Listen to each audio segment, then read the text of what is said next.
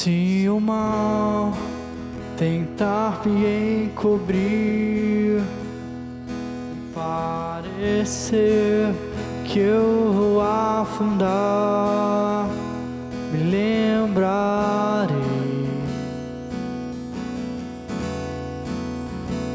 me lembrarei.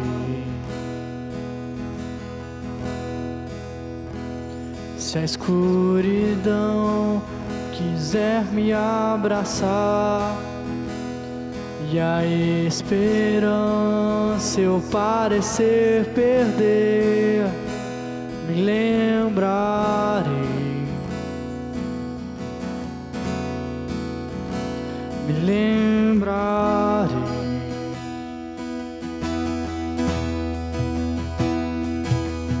Que a paz é uma promessa, eu sei, não vais mentir. Seguro estou aqui, me lembrarei,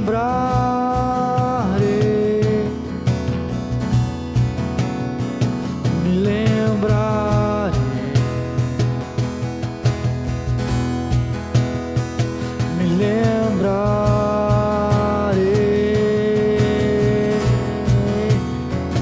me lembrarei, lembrarei, lembrarei,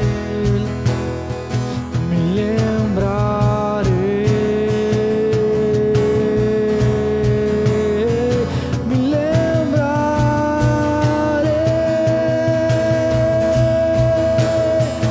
Ele tem um nome que acalma a tempestade.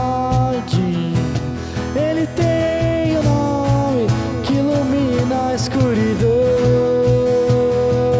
Ele tem um nome que lança fora o medo. Seu nome é Jesus.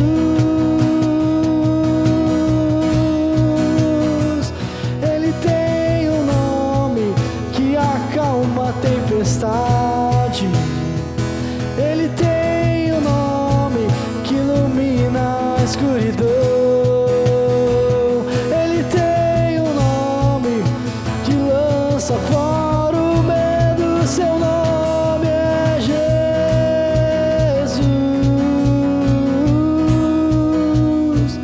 Ele tem um nome que acalma a tempestade. Ele tem um nome que ilumina a escuridão. Ele tem um nome que lança fora o medo. Seu nome é Jesus. E a paz é uma promessa, eu sei, não vais mentir. Seguro estou aqui, me lembrarei,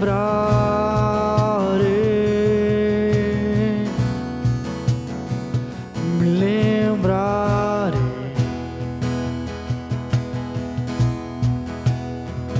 me lembrarei,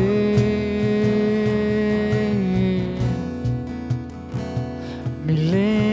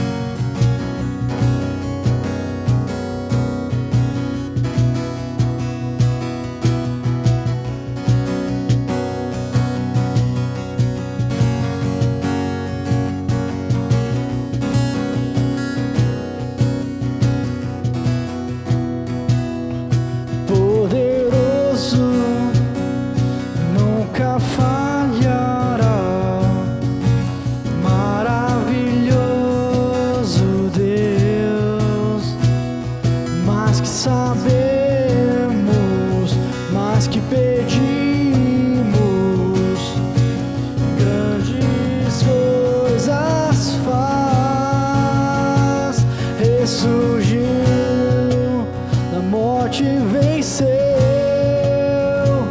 Nosso Deus é poderoso. Em seu nome vamos vencer. Nosso Deus é poderoso.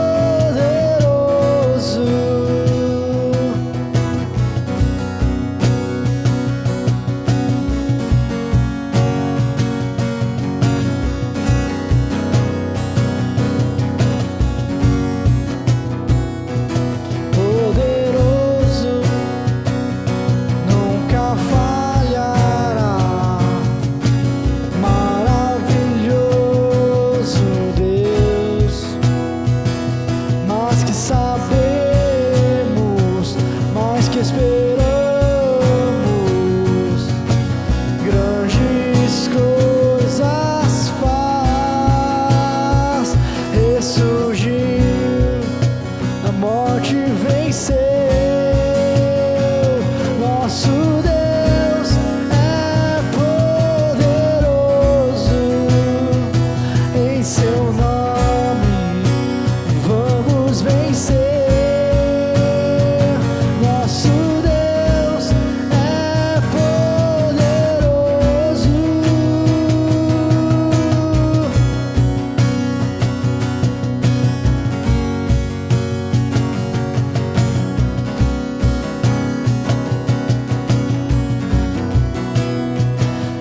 Deus por nós, sempre perto está, jamais nos deixa, jamais nos deixa. Deus por nós, sempre perto está, jamais nos deixa e nunca falha. Ressurgiu, na morte venceu. Nosso Deus é poderoso. Nosso Deus é poderoso. Nosso Deus é poderoso.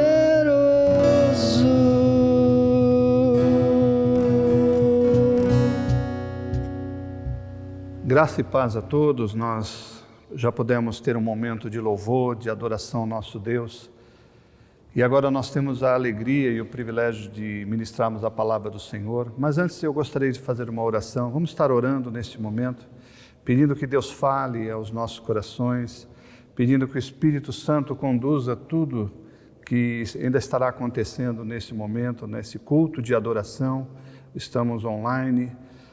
Não podemos estar juntos por conta desse momento que nós estamos vivendo, mas temos a oportunidade de ouvir a palavra através da internet e vamos glorificar o nome do nosso Deus por isso. Vamos orar? Senhor nosso Deus, muito obrigado porque o Senhor nos dá a oportunidade de levar a Tua mensagem, de trazer a Tua palavra ao Teu povo que está acompanhando neste momento, que está prestando culto ao Senhor, que separou esse tempo para louvar, bendizer, adorar. Nós pedimos que haja uma direção do Espírito Santo sobre as nossas mentes, sobre os nossos corações, por aquilo que há de acontecer agora, Pai. Abençoa poderosamente a vida de cada um. E eu oro que seja assim, em nome de Jesus. Amém. Nós temos ouvido tanto falar sobre crise, incertezas, ansiedade, tem sido um tema recorrente para esse tempo que nós estamos vivendo. Nós não imaginaríamos que iríamos passar por isso, por essa pandemia, por esse distanciamento, por essa situação que nós estamos vivendo, mas nós entendemos que para isso foram necessários vários protocolos. E eu quero falar com vocês sobre protocolos importantes, que são os protocolos espirituais, que eu e você precisamos ter nesse momento, para vencer a crise, para vencer a dificuldade, para passarmos por essa turbulência aprovados pelo Senhor. E eu quero meditar com vocês num texto que está lá na carta de Paulo aos Tessalonicenses, primeira carta de Paulo aos Tessalonicenses, capítulo 5. Nós vamos ler apenas os versos 16 até o verso 24. Aqui o apóstolo Paulo coloca várias recomendações de como a gente pode passar pelas dificuldades da vida, pelos problemas. E vamos ler apenas alguns e meditar neles neste momento. E o texto diz assim: regozijai-vos sempre, orai sem cessar. Em tudo dai graças, porque esta é a vontade de Deus em Cristo Jesus para convosco. Não apagueis o espírito, não desprezeis as profecias, julgai todas as coisas, retende o que é bom, abstende-vos de toda forma de mal. O mesmo Deus da paz vos santifique em tudo, e o vosso espírito, alma e corpo sejam conservados íntegros e irrepreensíveis na vinda de nosso Senhor Jesus Cristo. Fiel é o que vos chama, o qual também o fará. Aqui nós olhamos nesta carta e Paulo mostra que era uma igreja que estava passando por perseguição, e ele, logo no início desta carta, ele se declara muito alegre, grato pela fé, pelo amor, pela paciência desses irmãos. Eles estavam passando por um tempo de perseguição, mas estavam sendo fiéis ao Senhor. Isso nos serve de exemplo para os nossos tempos. Nós precisamos ser encontrados fiéis, nós precisamos entender que esse momento há uma grande oportunidade. Aliás, a palavra crise, ela no ideograma chinês, ela tem um significado de oportunidade. Nós temos visto nesse tempo tantas pessoas se reinventando, tantas pessoas mudando a sua estrutura, os seus pensamentos, e entendendo a importância e a oportunidade que nós estamos tendo nesse momento de refletirmos e de sermos melhores e de vivermos de uma forma diferente, a sermos igreja. Hoje a igreja não pode abrir os seus templos, como está acontecendo, mas nós temos aprendido a ser igreja. Ser igreja é onde estivermos, na nossa casa, no trabalho, na escola, na sociedade, e nós temos sido levados a isso. Os templos têm sido fechados, mas a igreja continua aberta. A igreja somos nós, a igreja somos eu e você, e continuamos operando. E aqui, entendendo um pouquinho sobre o contexto dessa cidade, Tessalônica, era um centro comercial muito importante naquela época, e possuía ali um porto que era um destaque naquele tempo, e lugar onde o evangelho expandiu da Europa para o mundo. Que coisa interessante, nós vemos que a expansão aconteceu ali no meio da perseguição, e com certeza não era fácil ser um cristão naquele lugar tão cobiçado, um lugar tão atraente como Tessalônica, mas a semelhança que nós estamos vivendo nesses nossos dias, as pessoas estavam mais envolvidas com o que este mundo pode oferecer, elas estavam envolvidas com aquilo. Os verdadeiros cristãos não, eles estavam entendendo que o sofrimento da perseguição trazia uma oportunidade tremenda de viver uma vida séria com Deus, uma vida diferenciada. E a perseguição, ela tinha o objetivo de estar refinando aqueles cristãos de Tessalônica. Eles estavam se preparando, como nós também estamos nos preparando para a volta de Cristo, produzindo cada vez mais fé e esperança sobre um futuro que nós entendemos que é na eternidade. Nós estamos apenas de passagem, nós somos peregrinos, forasteiros, como diz a palavra de Deus, e nós estamos nos preparando para esse momento.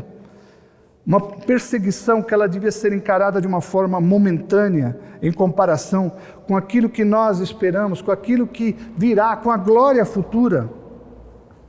Alguém já disse que os ventos da perseguição, eles jamais destruíram a igreja, mas aceleram o processo de crescimento. E a gente entende isso.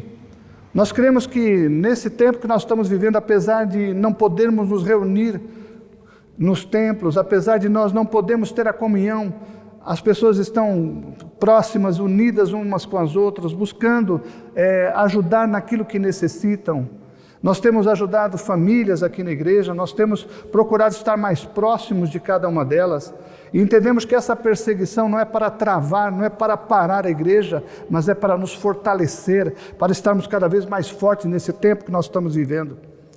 E a gente entende que Paulo estava ali querendo plantar paciência naquela igreja, um senso de chamada, um senso de que Deus é fiel para com todos, e que o Espírito Santo, que intercede por nós com gemidos inexprimíveis, Ele estaria mantendo a cada um deles nesses momentos de tribulação, nesses momentos de dificuldade.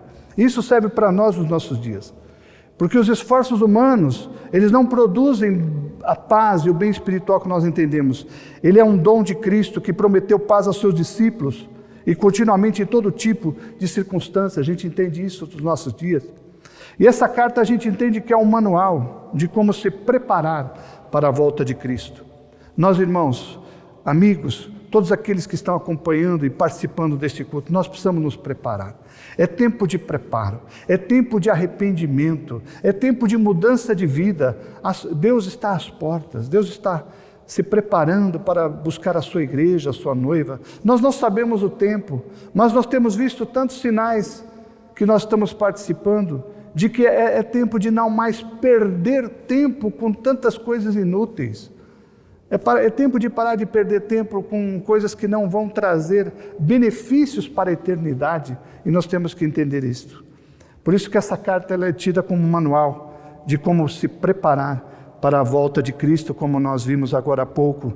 E a carta, tanto a primeira carta quanto a segunda carta de Paulo aos Tessalonicenses mostram que essa é uma preparação necessária. Eu e você precisamos, como nós estamos pregando neste momento, de alguns protocolos importantes.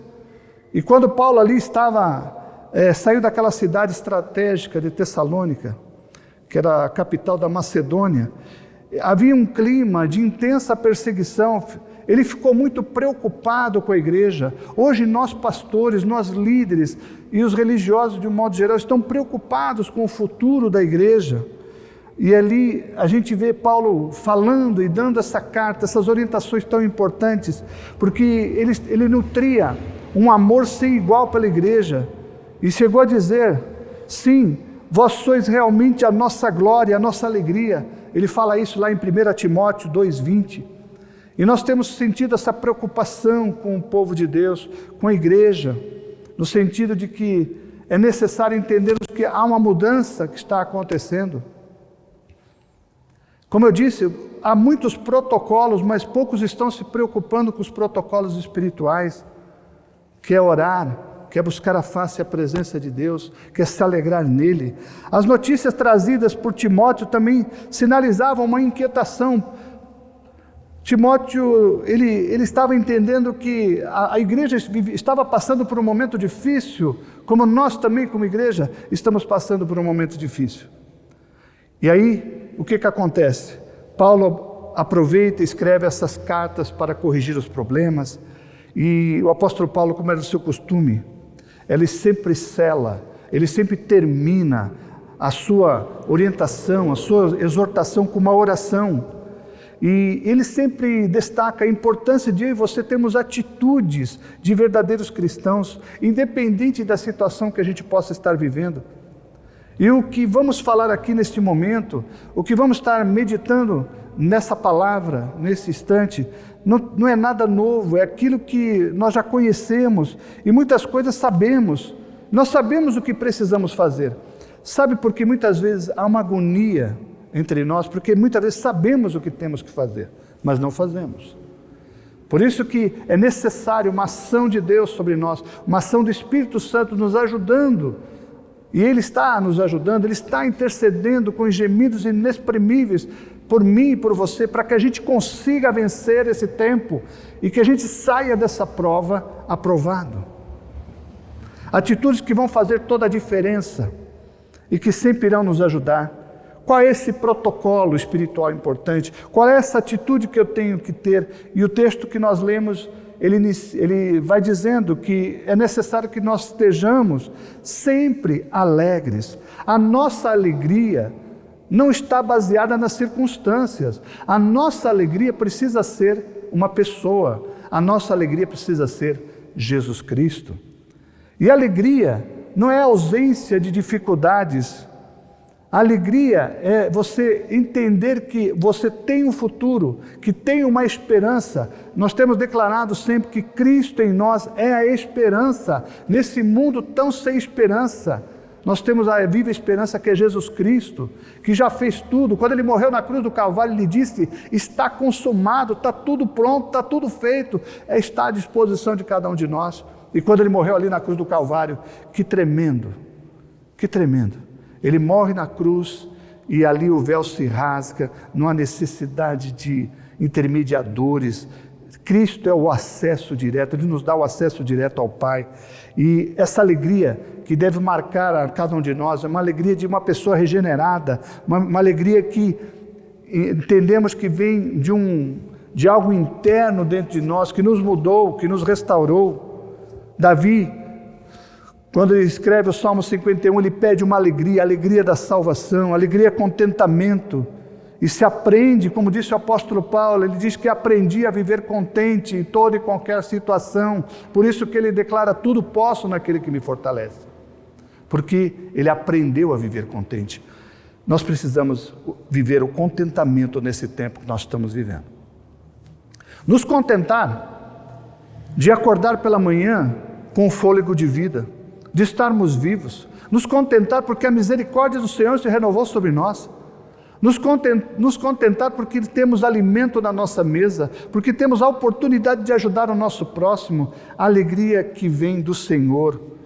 Nós olhamos tantos episódios, Paulo e Silas estavam ali cantando alegremente naquela prisão, depois de tanta chicotada, estava preso, e aquilo trouxe um alvoroço naquele lugar, aquilo causou algo tremendo na vida daqueles que estavam ali participando daquele momento, principalmente todos aqueles que estavam ali cuidando deles, os carcereiros. É uma alegria que transforma, é uma alegria que quebra barreiras, é uma alegria que tira prisões, é uma alegria que vem de Deus, e ela precisa ser, e deve ser, como disse Neemias, ela precisa e deve ser a nossa força em todo o tempo. A alegria não é uma opção.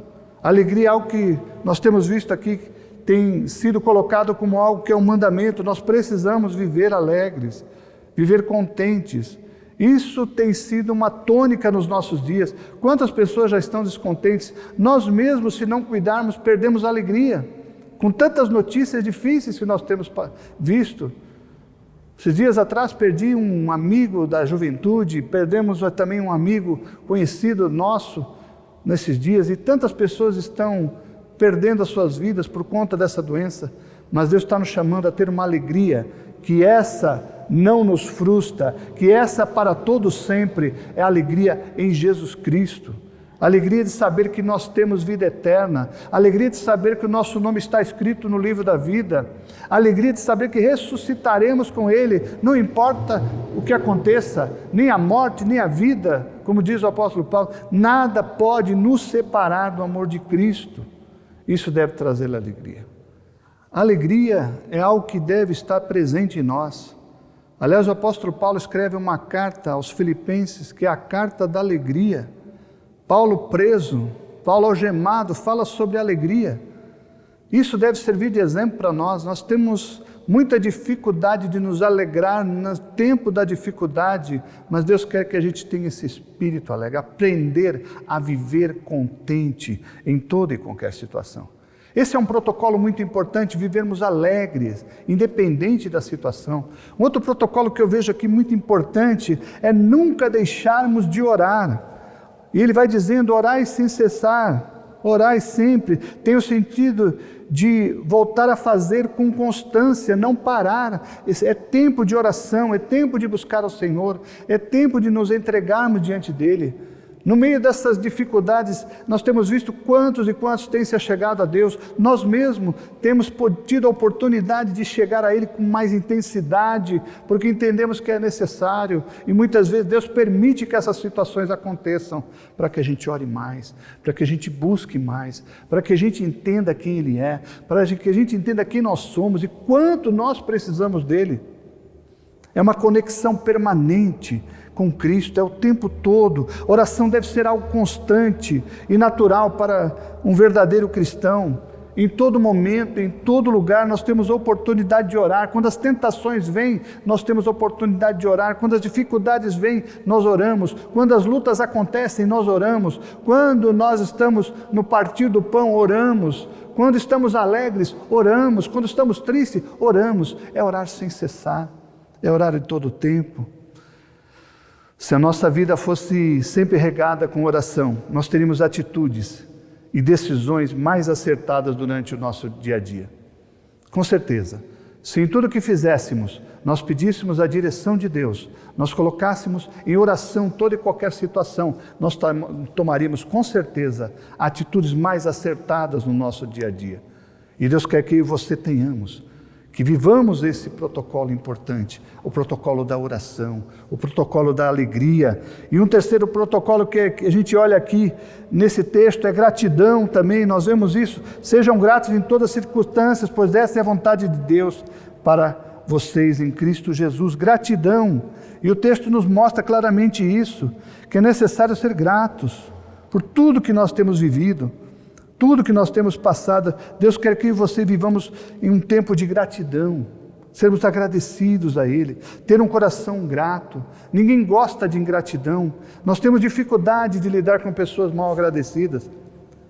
A gente sente essa dificuldade no nosso dia a dia, quando a gente ajuda tantas e tantas pessoas, mas elas não se tornam mal agradecidas, não entendem o bem que lhes foram feitos. Agora, isso nós temos que entender em relação ao nosso Deus. Ele também não tolera ingratidão. Ele quer que nós sejamos agradecidos. Eu creio que o nosso Deus também não é diferente. O povo ali no deserto, ele viu tantas e tantas maravilhas, mas foi ingrato em tantas e tantas situações. Reclamava da comida, reclamava do sol, reclamava das situações. E todos os milagres que Deus estava operando, mas mesmo assim, mostrava-se ingrato. Olha, eu creio que Deus está querendo transformar aos nossos olhos o que é mal em bem. Todas as coisas cooperam. A palavra de Deus nos diz que todas as coisas cooperam para o bem daqueles que amam ao Senhor. Isso que nós estamos vivendo, muitos não conseguem entender, eu também não tenho a resposta, e ninguém tem a resposta para isso que está acontecendo, mas nós temos que entender que tudo coopera para o bem. Por mais que passemos por esse vale, por mais que passemos por esse momento difícil, tudo está cooperando para o bem. Tudo está cooperando para que nós tenhamos uma comunhão mais próxima, mais íntima com o nosso Deus. Tudo está cooperando para que a gente viva com mais alegria nas pequenas coisas, alegrar sempre, aprender a ser alegre, aprender a orar mais, aprender a entregar mais tudo a Deus, que sempre tem nos renovado a sua misericórdia sobre nós. É uma gratidão. E eu quero dizer uma coisa para você, a gratidão é uma evidência de uma pessoa que é cheia do Espírito Santo. Nós precisamos ser gratos, agradecidos, coração agradecido ao nosso Deus. E o texto vai dizendo também algo muito importante que eu preciso, uma atitude que eu preciso tomar de não apagar o Espírito. Não apagar o Espírito. Devemos viver sob a influência do Espírito Santo. Aquele que não pode ser apagado, porque Ele é o fogo que ilumina as nossas vidas, é aquele que nos dirige, que nos conduz, que nos dá a revelação. Nós precisamos dessa revelação todos os dias, nós precisamos da iluminação do Senhor todos os dias, nós precisamos de um espírito de sabedoria e de revelação. Lá em Efésios vai falando sobre isso, como é necessário que eu tenha esse espírito de revelação, essa iluminação que vem da parte dele, que me faz entender todas as coisas, que faz me entender e discernir o tempo que nós estamos vivendo. Como nós precisamos discernir esse tempo. Como precisamos entender tudo o que está acontecendo e pedir para o Espírito Santo nos orientar, nos dirigir e falar, eu preciso dessa direção, eu preciso disso para a minha vida. E como é que eu vou apagar o Espírito Santo? O texto vai dizendo para a gente não apagar, eu deixando de caminhar com Deus, deixando de ler a palavra, eu deixando de obedecer o que Ele está pedindo para que eu faça. A palavra precisa ser o nosso norte, a palavra precisa ser a nossa direção, a palavra de Deus tem que ser sempre aquilo que nos orienta e nos dirige para o nosso dia a dia. Não é o nosso conhecimento, as nossas experiências familiares, e também não é apenas a forma como aprendemos, mas segundo a palavra. Não é segundo aquilo que eu aprendi no passado, da minha tradição, daquilo que eu vivi lá atrás. Não, é a palavra de Deus que me orienta. Não só as minhas experiências humanas, mas a minha experiência ao ler a palavra que me guia, que me orienta todo dia. Uma outra forma que eu apago o Espírito Santo é quando eu deixo de lado a oração, pois Ele é o mesmo, Ele é aquele que intercede por nós, com gemidos inexprimíveis, gemidos, ou seja, que não podem ser expressos. Ele está lutando comigo e com você, para que a gente viva uma vida direcionada pelo nosso Deus. E os Tessalonicenses tinham essa tendência de apagar o fogo do Espírito Santo. E aí, ainda hoje muitos têm essa tendência de apagar o fogo do Espírito. Esse termo apagar dá a ideia de tornar inativa muitas coisas. Muitas coisas também não acontecem na nossa vida por causa dessa atitude de apagar o fogo. E essa orientação, não permita que esse tempo que nós estamos vivendo apague o fogo do Espírito sobre a sua vida. Continue atento, continue buscando a Deus, continue se mostrando como alguém que quer ser um adorador em espírito e em verdade. Nós precisamos disso. Nós não podemos apagar o Espírito. O texto vai dizendo também, algo que eu não posso fazer é desprezar as profecias. Não despreze as profecias, mas põe à prova tudo que é dito e fique com o que é bom. É tempo de olharmos para a palavra, para as Escrituras, tudo aquilo que ela nos oferece, tudo aquilo que ela nos ensina. E nós temos que ter uma atitude de uma pessoa sensata, uma pessoa que conhece o poder das Escrituras. As Escrituras são fonte inesgotável de ensinamento, de sabedoria. As Escrituras transformam a nossa vida. Quantas e quantas vezes nós somos tão bombardeados de tantas coisas que ouvimos e vemos pela TV, pela rede social, pelos amigos. Não se fala outra coisa, senão sobre coronavírus, Covid-19. Não, nós temos coisas boas para falar. É um momento que nós estamos vivendo, mas é um momento que nós temos que crer que isso precisa ser levado com uma direção da parte de Deus para a nossa vida. Temos que aprender com este momento, temos que aprender e ter sabedoria de entender que tudo isso está acontecendo e não é por acaso, é uma direção, é algo que é permitido acontecer, mas eu preciso aprender com isso, eu preciso aprender, eu preciso ler a palavra, no meio de tantas notícias que nós temos ouvido, eu fico com a palavra, né? Esses dias eu ouvi uma charge muito interessante, né? Onde aparecia uma pessoa dizendo, estava uma de costas para outra, uma dizendo assim, estava olhando para a TV e falando, estamos perdidos, e a pessoa que estava olhando para a palavra, nós estamos salvos, porque a palavra é que traz vida, traz salvação. Precisamos entender que é necessário. Não podemos desprezar a palavra, não podemos desprezar o que está escrito aqui na sua palavra.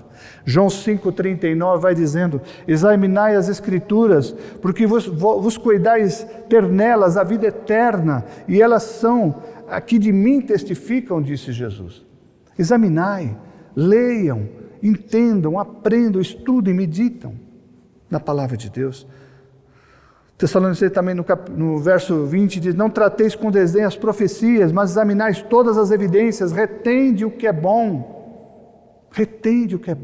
olhe para a palavra, veja o que ela nos fala através dessa situação que nós estamos vivendo.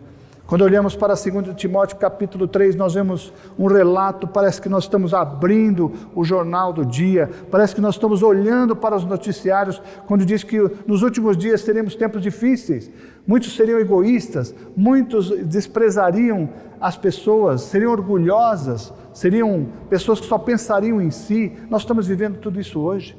E a palavra é clara, ela revela tudo aquilo que está acontecendo. Não há nada que a gente possa olhar e dizer, não fomos avisados. A palavra está descrevendo tudo, por isso que eu preciso conhecê-la. Não posso desprezar a palavra, não posso desprezar as Escrituras. Eu preciso voltar para ela que traz alimento, ela que traz a direção, ela que traz o norte para a minha vida. Nós temos que entender que é necessário buscar a palavra de Deus, buscar e entender o que a palavra tem para nos falar, e ela é um protocolo maravilhoso para a nossa vida. É uma atitude maravilhosa de eu olhar para a palavra e tirar dela tudo aquilo que eu preciso. Nós temos um livro que resolve todos os dilemas da nossa vida. Nós temos um livro que está à nossa disposição. São 66 livros que trazem tudo aquilo que eu preciso para o meu dia a dia. E eu quero dizer para você que está acompanhando este culto, se não fosse a palavra, quantas e quantas vezes eu teria vacilado na minha vida? Se não fosse a palavra, quantas e quantas vezes eu teria dado voz e ouvidos às vozes do inimigo falando: pare com tudo, desista, isso não vale nada, porque o inimigo fala isso. Agora, quando a gente olha para a palavra, quando a gente vê o que aconteceu, o que Jesus fez, e o próprio Jesus disse que aquele que tem os seus mandamentos e os guarda, esse é o que ama a Ele, e aquele que o ama será amado pelo Pai, e Ele se manifestaria a Ele. Nós temos visto a manifestação do nosso Deus através de tudo que está escrito na palavra, e eu preciso da palavra. Uma outra orientação que é dada nesse texto, que nós lemos logo no início de Tessalonicenses, que nós precisamos nos manter afastados de toda forma do mal. Toda forma de mal. Que grande desafio. Que grande desafio. Como é que é possível? Eu só creio que é possível a gente se afastar de tudo que é mal, nos sujeitando a Deus. Nos sujeitando a Deus. Lá em Tiago nos fala que nós precisamos nos sujeitar a Deus. Resistir ao inimigo, resistir ao diabo. E ele vai fugir de nós. Nós precisamos nos afastar de tudo aquilo que é maléfico na nossa vida. Tudo aquilo que atrapalha. Tudo aquilo que impede de eu viver o melhor de Deus. Deus tem o melhor plano. Deus tem o melhor projeto para mim e para você. Mas nós precisamos nos afastar de toda forma de mal. Tudo aquilo que nos é colocado no nosso dia a dia. Nós temos visto, nesse tempo, tanta oposição, pessoas que estão se voltando para o partidarismo até dentro das próprias igrejas, até dentro das lideranças, pessoas querendo falar que pensam e que acham de certas ideologias, de certas políticas. As pessoas estão ali sendo influenciadas por tantas coisas que nada valem. Nós precisamos ser influenciados pelo nosso Deus, mas nós precisamos nos sujeitar. Nos sujeitar. Sujeição quer dizer dependência, submissão a quem? Ao nosso Deus. É uma característica daquele que não se rebela, é uma característica daquele que sabe que eu preciso atender aquilo que Deus manda através da sua palavra. Nós precisamos nos sujeitar ao nosso Deus. E como é que eu consigo também me afastar de toda forma do mal? É filtrando os meus pensamentos, é olhando para o que está ali recomendado em Filipenses capítulo 4, pensar naquilo que é verdadeiro, aquilo que é puro, aquilo que é agradável, e eu filtrar aquilo que entra sobre a minha mente, ser transformado na minha mente, transformar pela renovação da mente. Eu renovo a minha mente através da palavra, eu renovo a minha mente através da oração, eu renovo a minha mente na comunhão com os meus irmãos, eu renovo a minha mente. Eu preciso disso para a minha vida. O crente é alguém que zela, o cristão é aquele que tem cuidado do seu testemunho e da sua vida. Ele não compactua com coisas duvidosas, ele não compactua com esquemas de corrupção, com leviandade e tantas coisas perniciosas que nós temos visto no nosso dia a dia. Ele não compactua com caminhos sinuosos que parece que são bons, mas no final levam à morte. Nós precisamos entender que precisamos buscar a face e a presença do nosso Deus. Como eu disse, ele não compactua com coisas duvidosas, com esquemas de corrupção, com leviandades perniciosas. O cristão verdadeiro, ele não anda por caminhos e veredas sinuosas, nem se aliança com aqueles que vivem desordenadamente. A gente vê essa palavra no sentido de abster-se, livrar-se de todo mal, é abster-se de fazer uma coisa má, é de fazer aquilo que não é bom, daquilo que não vale a pena. Nós temos que nos abster de toda essa situação complicada que nós estamos vivendo. Abster de notícias que mais contaminam a nossa mente do que ajudam. Nos abstermos de tudo aquilo que nos atrapalha. E aqui nós vemos o apóstolo Paulo fazendo uma oração para os crentes de Tessalônica. E ele vai dizendo: e agora que o Deus da paz os torne santos em todos os aspectos, e que o espírito e a alma e o corpo de vocês sejam mantidos irrepreensíveis até a volta do Senhor Jesus Cristo. Que recompensa maravilhosa nós teremos se nós agirmos assim. Aquele que nos chama fará isso acontecer, pois Ele é fiel. Você que está ouvindo essa palavra, Ele é fiel para cumprir. E Ele declara que o Deus da paz, é uma oração que o apóstolo Paulo faz para eles, e é uma oração que nós temos que fazer, que o nosso Deus de paz nos torne santos, irrepreensíveis, e que a nossa alma, corpo e espírito sejam mantidos de forma irrepreensível diante do nosso Deus, até a volta do nosso Senhor Jesus. Como eu já disse, caminhamos num tempo em que as portas, a caminhada que nós estamos vivendo mostra que Jesus está breve voltará. E nós temos que entender que precisamos estar preparados para isso. Por isso que eu preciso manter essa atitude de alegria. Eu preciso manter uma atitude de orar sem cessar. Eu preciso me apartar do mal. Eu preciso ter uma atitude de gratidão. Deus está esperando isso de mim, de você. Que a gente haja com gratidão. Que ao acordarmos de manhã nós possamos agradecer e dizer: Pai, muito obrigado pela misericórdia renovada sobre a minha vida. Pai, muito obrigado por estar vivo. Muito obrigado pelo alimento que eu posso desfrutar hoje. Obrigado pela saúde. Obrigado porque eu não estou sendo contaminado. Obrigado, Senhor. Nós precisamos agradecer e também orar e interceder por aqueles que estão passando pelo vale do luto, pelo vale da doença. Como eu já disse, tantos e tantos casos ao nosso redor. E as coisas estão cada vez mais próximas. O número tem cada vez aumentado.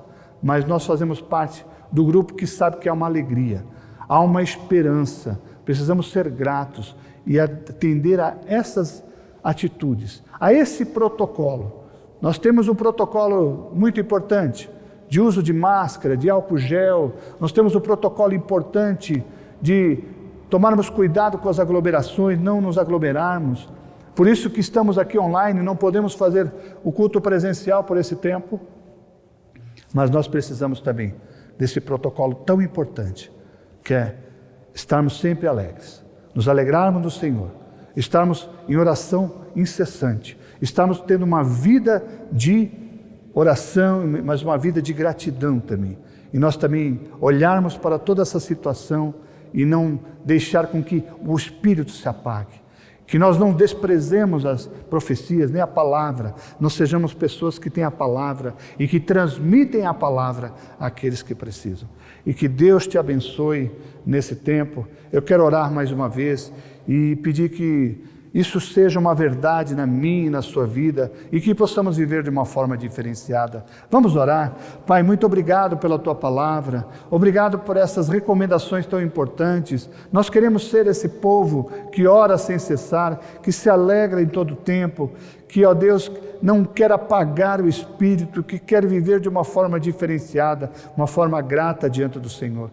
E eu te peço, ó Pai, que abençoe poderosamente a vida de cada um que está acompanhando, que está participando deste culto. E que o Senhor esteja dando saúde, paz e alegria a cada um deles.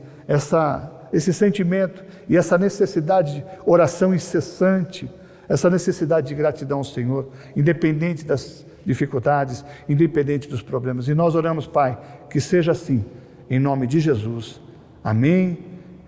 E que a graça do nosso Senhor Jesus Cristo, o amor de Deus Pai e a comunhão do Espírito Santo esteja com você hoje e para sempre. Amém e amém. Deus te abençoe. Até o nosso próximo culto. Continue orando, continue agradecendo, continue intercedendo. Essa é a nossa atitude. Esse é o nosso protocolo para esses tempos. Um protocolo espiritual muito importante. Que Deus te abençoe. Ressurgiu, na morte venceu. Nosso Deus é poderoso, nosso Deus é poderoso, nosso Deus